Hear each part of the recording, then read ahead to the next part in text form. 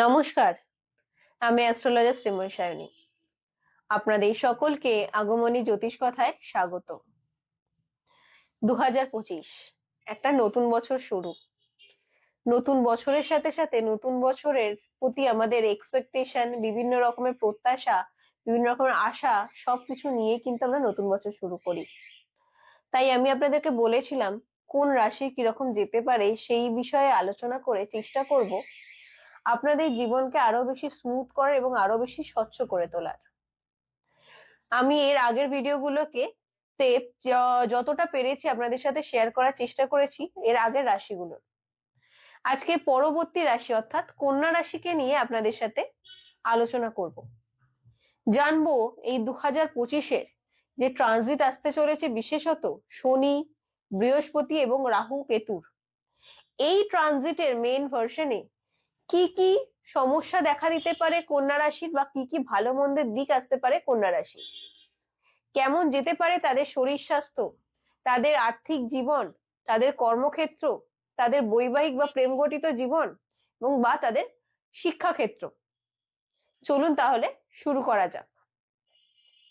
কন্যা রাশি, এটা বুধের রাশি। কন্যা রাশির লর্ড হলো বুধ। বুধ কিন্তু একটু একজন বালক গ্রহ। বুধকে আমরা নর্মালি জ্যোতিষের ভাষায় বালক গ্রহ বলে থাকি।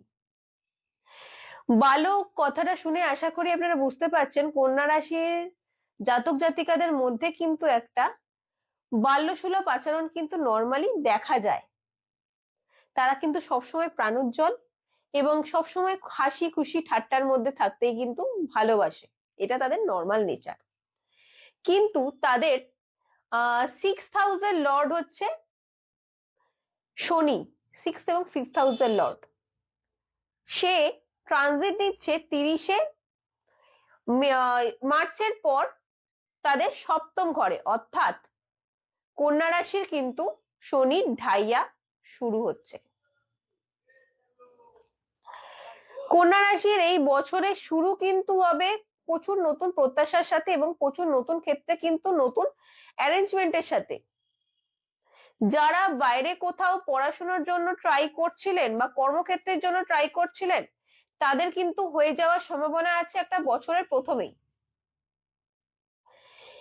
দীর্ঘ প্রচেষ্টার পরে যে জায়গাটা স্টেবিলিটি আপনারা আনতে পারছিলেন না, বা যারা রিসার্চ ওরিয়েন্টেড ওয়ার্কের সাথে যুক্ত আছেন, যাদের মনে হচ্ছে যে আমার পেপারসটা কোনোভাবে শেষ হচ্ছে না, তাদের কিন্তু বছরের প্রথমেই কিন্তু তাদের রেসপন্স তারা পেয়ে যাবেন, তাদের কিন্তু জায়গায় প্রতিষ্ঠা তারা পাবেন। কিন্তু যখনই 30শে মার্চের পর শনির ট্রানজিট হচ্ছে, তখন গিয়ে কিন্তু বেশ কিছু জায়গায় কন্যা রাশির একটু অসুবিধা দেখা যেতে পারে। দেখা যেতে পারে বলতে বেশ কিছু জায়গায় তাদের যোগ্যতা অনুযায়ী বা তাদের সে কোনো কাজে যতটা এফোর্ট দিচ্ছে সেই পরিমাণে রিটার্ন না পাওয়া, বা মানুষের সাথে অকারণে মিসআন্ডারস্ট্যান্ডিং হওয়া, শর্ট টেম্পারামেন্টের কিছু জায়গায় প্রবলেম হওয়া, অকারণে কোনো ব্লেম তার ঘাড়ে চাপানো, বা তার খাটনি দ্বারা করা কোনো কাজের নাম অন্য কোনো মানুষকে দিয়ে দেওয়া, ড্রেনেজ মানির প্রবণতা, এগুলো কিন্তু কিছু ক্ষেত্রে হওয়ার সম্ভাবনা কিন্তু দেখা যায়। সুতরাং একটা আশা করি এটা আপনারা বুঝতে পারছেন, ঢাইয়া শুরু হওয়া মানে কিন্তু আপনাদেরকে অনেক জায়গায় অ্যালার্ট হয়ে যেতে হবে। যতক্ষণ না আপনারা কোনো প্ল্যান এক্সিকিউট করছেন ততক্ষণ কিন্তু সারাউন্ডিংস এর মানুষের সাথে, আপনার প্রিয় মানুষ বাদে সারাউন্ডিংস এর মানুষের সাথে খুব বেশি কিন্তু শেয়ার করবেন না। অনেকেই কিন্তু আপনার সারাউন্ডিংসে এমন কিন্তু থাকবে যারা আপনার সাথে মিষ্টি মুখে কথা বললেও সব ক্ষেত্রে কিন্তু আপনার ভালো চাইছে, তা কিন্তু নাও হতে পারে। এই বিষয়ে কিন্তু অ্যালার্ট। আচ্ছা, যদি আপনাদের শরীর স্বাস্থ্যের দিক নিয়ে আসি, কন্যা রাশি যখনই শনি ট্রানজিট হচ্ছে তখনই কিন্তু বেশ কিছু জায়গায় স্টমাকে যেমন প্রবলেম দেখা যাবে, গাইনো কিছু সমস্যা কিন্তু দেখা যেতে পারে।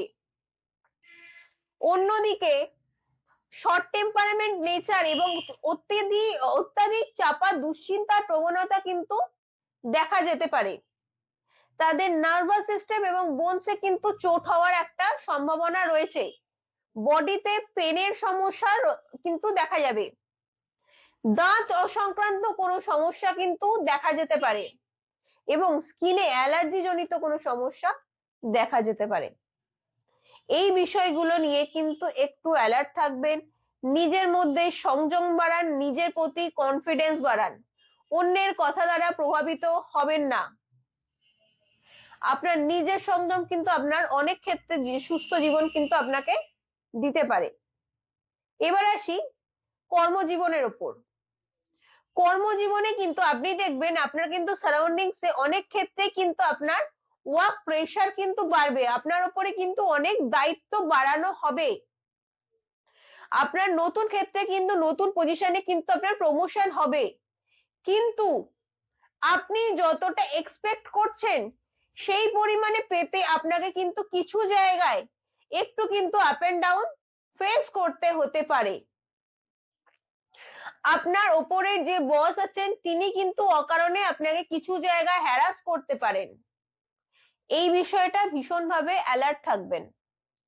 চেষ্টা করবেন কোনোভাবে নিজের বা অকারণে কারোর সাথে বাগদণ্ডে না জড়ানোর, বা নিজের মুখের ভাষা যাতে খারাপ কোনোভাবে না হয় সেই দিকে ভীষণ ভালোভাবে নজর দেবেন।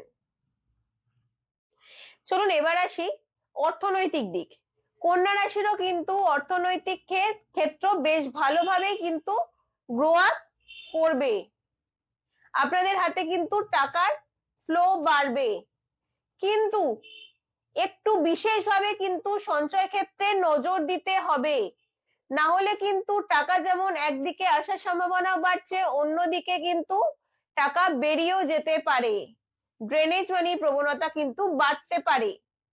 সেই বিষয়ে অ্যালার্ট হন, একটু এই সেক্টরে কিন্তু নজর দিন, এটা কিন্তু বিশেষভাবে আপনাদের ক্ষেত্রে প্রয়োজন। আপনাদের সারাউন্ডিংসে কিন্তু নিজের মানুষের মধ্যে বেশ কিছু জায়গায় শত্রুতার প্রবণতা কিন্তু বাড়তে পারে, সেই বিষয়টা অ্যালার্ট থাকবেন। চেষ্টা করবেন নিজের দিক থেকে যতটা ক্লিন থাকা যায়, অটোমেটিক কিন্তু তাতে আপনার শত্রু মে মাসের পর থেকে কিন্তু নিজের থেকে অনেকটা কন্ট্রোলে চলে কিন্তু আসবে আপনার। মে মাস অবধি কিন্তু নিজের জায়গা আপনাকে অনেক বেশি হোল্ড করতে হবে। যখনই রাহু আপনার ষষ্ঠে আসবে তখনই কিন্তু দেখবেন অনেক জায়গা থেকে কিন্তু নতুন কানেকশনের প্রবণতা কিন্তু আপনি পাবেন। যারা ধরুন জব চেঞ্জ করতে চাইছেন বা নতুন ক্ষেত্রে যেতে চাইছেন তাদের কিন্তু অনেক কানেকশন বৃদ্ধি পাবে, বা যারা বিজনেসের আছেন, বিজনেসটাকে বাড়াতে চাইছেন, হোম টাউনের বাইরে নিয়ে যেতে চাইছেন, তাদের জন্য কিন্তু এই 18ই মের পর নতুন কানেকশনের সুযোগ কিন্তু তারা পাবেন। একটু নিজের মাথা ঠান্ডা রেখে ভেবেচিন্তে ডিসিশন নেবেন, হঠকারী ভাবে কোনো ডিসিশন নেবেন না, তাতে কিন্তু আপনার ডিসিশন সঠিক থাকবে, খুব বেশি প্রবলেম কিন্তু আপনার হবে না। কোনো মানুষকে হুট করে অতিরিক্ত লোন দেবেন না, বা কোনো জায়গায় নিজে ক্ষমতার অধিক গিয়ে হুট করে বেশি ইনভেস্টমেন্ট করে ফেলবেন না এই সময়। একটু কিন্তু নিজের কন্ট্রোলের মধ্যে রেখে যা করার করবেন। তবে লোনের ক্ষেত্রে কিন্তু আপনি যে পরিমাণে টাকা দিচ্ছেন সেই পরিমাণে টাকা রিটার্নের সময় যে স্মুথ ভাবে পাবেন এটা কিন্তু মনে করবেন না একদমই। স্মুথ ভাবে পেতে অসুবিধা হবে, সেটা জেনে যদি আপনি কাউকে টাকা ধার দিতে চান তবেই কিন্তু দিন।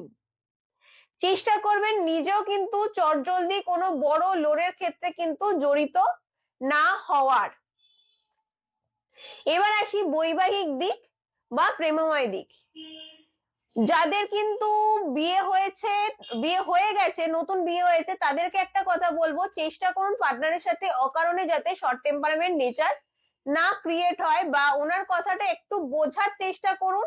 হুট করে কোনো বিষয়ে ইরিটেটেড হয়ে গিয়ে রিয়াক্ট করবেন না, তাতে কিন্তু পরবর্তীতে আপনার সমস্যার সমাধান হলেও সেই মুহূর্তের জন্য আপনার পার্টনার আপনার থেকে কষ্ট পেতে পারে।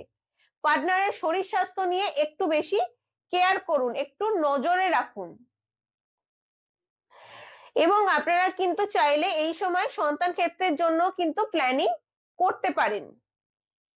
আসি যাদের প্রেমময় জীবন বা রিলেশনশিপে রয়েছেন,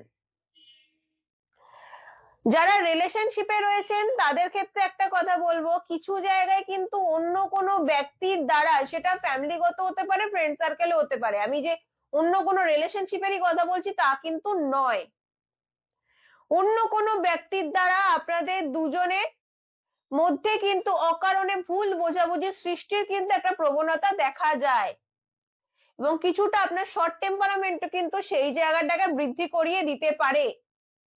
এই দুটো বিষয় কিন্তু ভীষণভাবে অ্যালার্ট থাকবেন।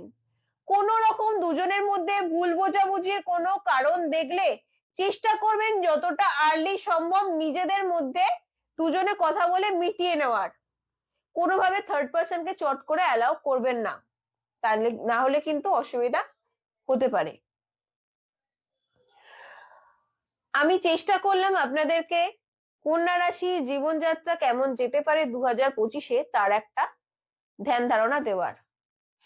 এছাড়াও যদি কোনো কন্যা রাশির জাতক জাতিকাদের এর বাইরে ছাড়া যদি কোনো কোয়েশ্চেন থেকে থাকে বা কোনো জায়গা বুঝতে পারেননি মনে হয়ে থাকে, আপনারা কিন্তু অতি অবশ্যই আমাকে জিজ্ঞাসা করুন। আমি চেষ্টা করব আপনাদের সমস্ত কথার উত্তর দেওয়ার, সমস্ত জায়গার সমস্যার সমাধান করার। নমস্কার, সকলে খুব ভালো থাকুন, আমাদের সাথে থাকুন এবং আগমনী জ্যোতিষ কথাকে ফলো করুন।